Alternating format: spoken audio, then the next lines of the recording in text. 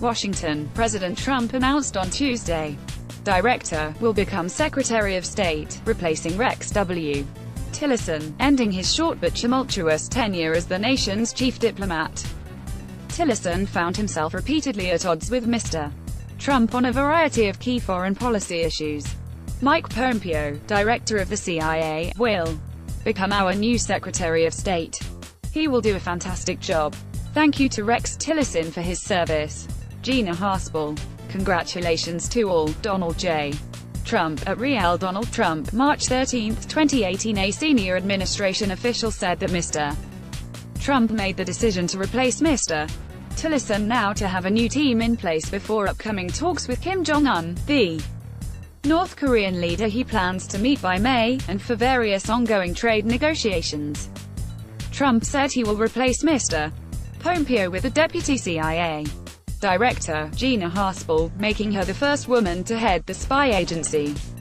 Pompeo would need confirmation by the Senate to take the positions. Trump for months but had resisted being pushed out, and vowed to remain on the job. But his distance from Mr. Trump focused on Mr. Pompeo without explaining his decision about Mr. As director of the CIA, Mike has earned the praise of members in both parties by strengthening our intelligence gathering, modernizing our defensive and offensive capabilities, and building close ties with our friends and allies in the international intelligence community, he said in a written statement distributed by the White House. I have gotten to know Mike very well over the past 14 months, and I am confident he is the right person for the job at this critical juncture, he continued. He will continue our program of restoring America's standing in the world, strengthening our alliances, confronting our adversaries, and seeking the denuclearization of the Korean Peninsula. Mr. Trump's impressing the president with his engaging approach during morning intelligence briefings. He has been at odds with Mr. Trump at times too, agreeing with his agency about Russia's interference in the 2016 elections, but he managed the relationship with the president more effectively than Mr. Tillerson did. In picking Ms. Haspel to succeed Mr. Pompeo at the CIA, Mr. Trump opted for continuity rather than bringing in an outsider. At one point last fall, Senator Tom Cotton of Arkansas, one of the president's closest Republican allies on Capitol Hill, had been tentatively tapped as the front-runner to run the agency if Mr. Pompeo moved up, but the idea later faded.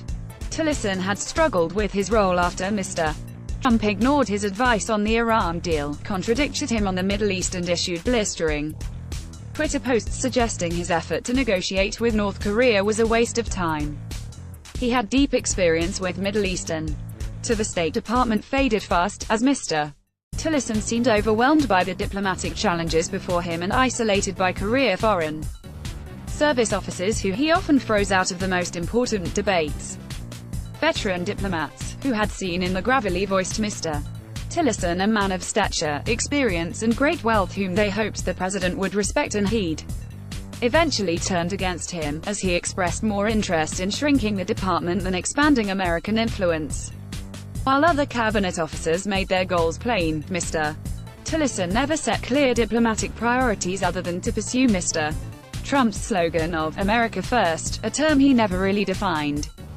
In an odd admission more than 8 months into his tenure, Mr.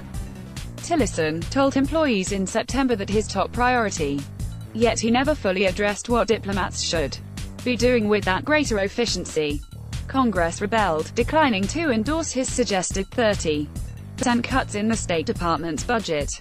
But the message of his tenure seemed clear, at a moment when money was being poured into Pentagon and intelligence agencies, diplomacy seemed less valued than at any time in recent American history. The turning point in his tenure came when NBC News reported that Mr. Tillerson had called the president a moron, leading him to take the extraordinary step of holding a news conference to affirm his support for Mr. During a trip to Beijing last summer, Mr. Tillerson told reporters that he already had